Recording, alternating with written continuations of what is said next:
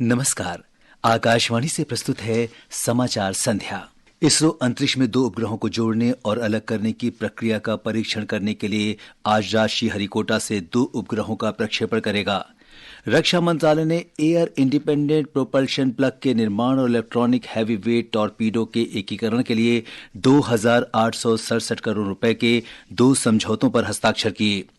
केंद्रीय वित्त मंत्री ने बजट पूर्व विचार विमर्श के तहत उद्योग जगत, स्वास्थ्य और शिक्षा क्षेत्र के प्रतिनिधियों और विशेषज्ञों के साथ बैठक की अध्यक्षता की। इस वर्ष देश के विनिर्माण क्षेत्र में महत्वपूर्ण वृद्धि दर्ज की गई, जो भारत की वैश्विक शक्ति के रूप में परिवर्तित होने का संकेत है। और अमेरिका ने यूक्रेन के लिए सैन्य पैकेज सहित लगभग $6 अरब की सहायता की घोषणा की।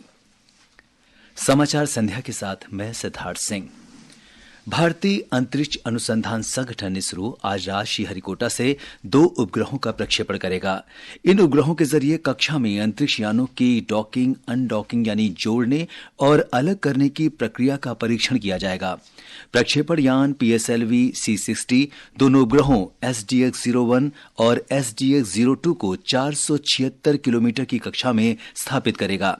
टारगेट और चेजर दोनों उपग्रहों को 10 से 20 किलोमीटर की दूरी पर एक ही कक्षा में स्थापित किया जाएगा। एक रिपोर्ट।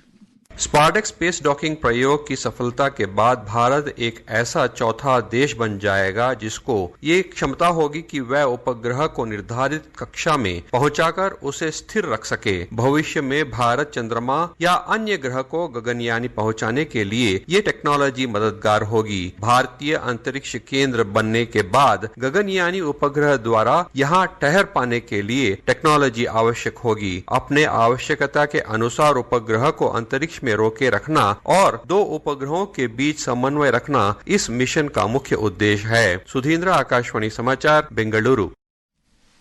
रक्षा मंत्रालय ने आज 2,867 करोड़ रुपए के 2 समझौते किए।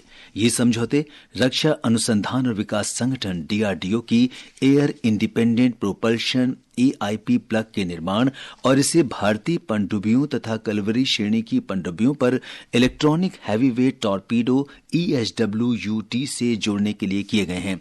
दोनों अनुबंधों पर नई दिल्ली में रक्षा सचिव राजेश कुमार सिंह की मौजूदगी में हस्ताक्षर किए गए। एक रिपोर्ट।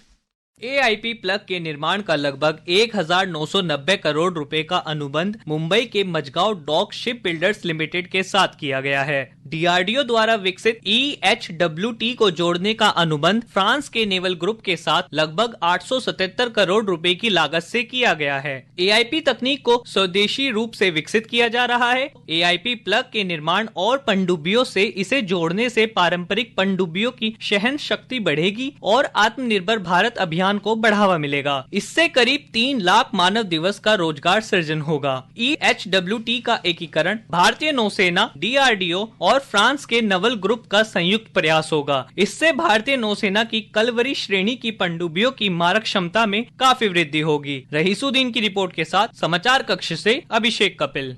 केंद्रीय वित्त मंत्री निर्मला सीतारामन ने आज नई दिल्ली में बजट पूर्व परामर्श के तहत 6ठी बैठक की अध्यक्षता की।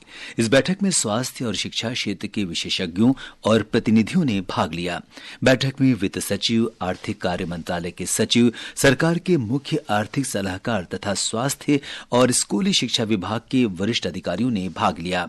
इससे पहले आज ही वित्त मंत्री ने उद्योग जगत के प्रतिनिधियों के साथ बैठक की अध्यक्षता की। वित्त वर्ष 2025-26 का केंद्रीय बजट अगले वर्ष 1 फरवरी को पेश किए जाने की संभावना है। वित्त मंत्री सीतारामन लगातार 8वीं बार बजट प्रस्तुत करेंगी। केंद्रीय गृह मंत्री अमित शाह 2 दिन के गुजरात दौरे पर हैं।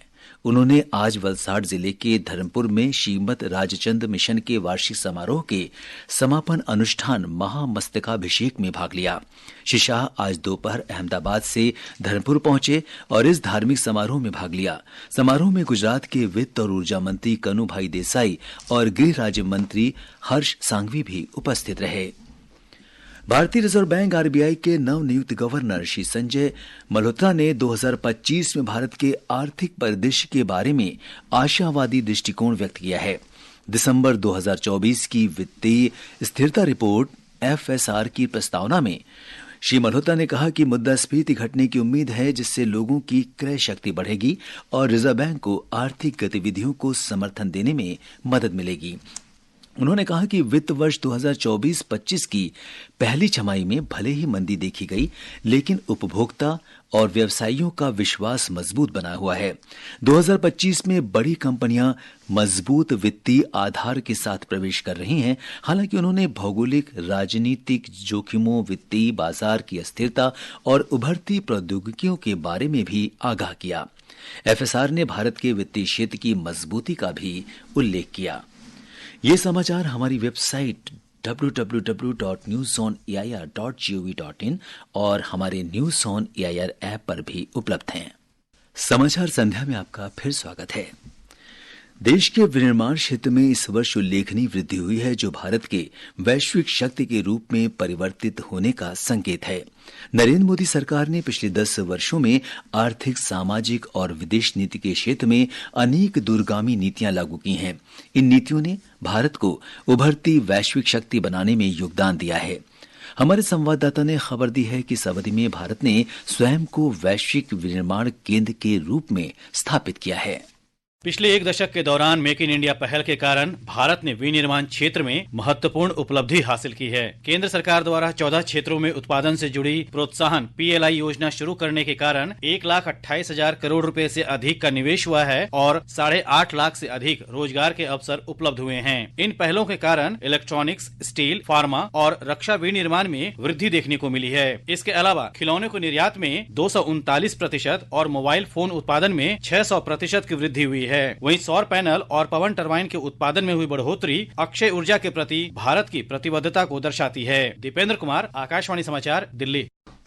विदेश मंत्री डॉक्टर एस जयशंकर आज से कतर की 3 दिन की आधिकारिक यात्रा पर रहेंगे। इस दौरान वे कतर के प्रधानमंत्री और विदेश मंत्री शेख मोहम्मद बिन अब्दुल रहमान बिन अल सानी के साथ बैठक करेंगे। विदेश मंत्रालय के बयान के अनुसार इस यात्रा से दोनों देशों को राजनीतिक, व्यापारिक, निवेश, ऊर्जा, सुरक्षा, सांस्कृतिक और लोगों के बीच संपर्क सहित द्विपक्षीय संबंधों के विभिन्न पहलुओं की समीक्षा का अवसर मिलेगा। इसके अलावा परस्पर हित के क्षेत्रीय और अंतर्राष्ट्रीय मुद्दों पर भी विचार विमर्श होगा। अमेरिका के राष्ट्रपति जो बाइडेन ने आज यूक्रेन के लिए लगभग $6 अरब की अतिरिक्त सैन्य बजट सहायता की घोषणा की। सैन्य सहायता के लिए $2.5 अरब और बजट सहायता के लिए करीब $3.5 अरब उपलब्ध कराया गया है। अमेरिका पहले भी यूक्रेन को करीब $2.5 अरब की सहायता कर चुका है। एक बयान में राष्ट्रपति जो बाइडेन ने कहा कि नई सहायता से यूक्रेन अपनी क्षमताओं को बढ़ा सकता है। उसे वायु रक्षा, तोपखाने और अन्य महत्वपूर्ण हथियारों की दीर्घकालिक आपूर्ति में मदद मिलेगी। अमेरिका के नवनिर्वाचित राष्ट्रपति डोनाल्ड ट्रंप के पदभार ग्रहण करने से पहले निवर्तमान राष्ट्रपति जो बाइडेन यूक्रेन की पर्याप्त सहायता कर रहे हैं। इथोपिया में यात्रियों से भरे ट्रक के नदी में गिर जाने से 71 लोगों की मौत हो गई है। अधिकारियों ने बताया कि मृतकों में 68 पुरुष और 3 महिलाएं शामिल हैं।